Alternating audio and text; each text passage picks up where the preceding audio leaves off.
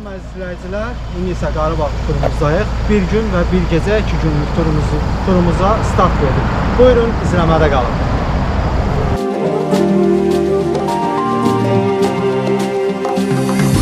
Dumanlı dağları başımda kurdum, dumandan özüme bir xeymə kurdum.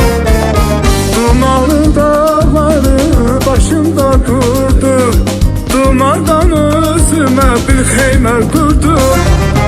Keçdi xəyalımdan öz gözəl yurdum, dumanlar başımda dastana döndü, dastana döndü. Geçti xəyalımdan öz gözəl yurdum, dumanlar başımda dastana döndü, dastana döndü.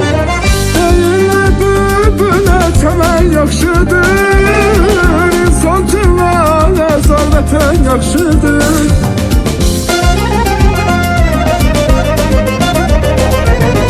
Deyirlər bülbülə çəmən yaxşıdır, vətən yaxşıdır.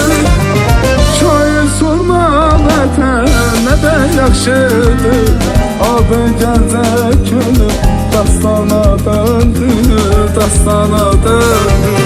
Şair sorma nədən vətən yaxşıdır. Adı gəncək könül dastana döndü, dastana döndü.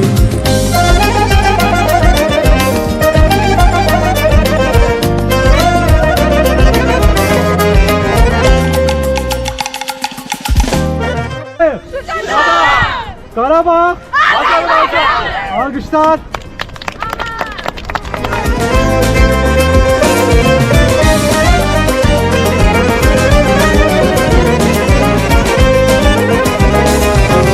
Könüller cəlb edən bu xoş mənzərə,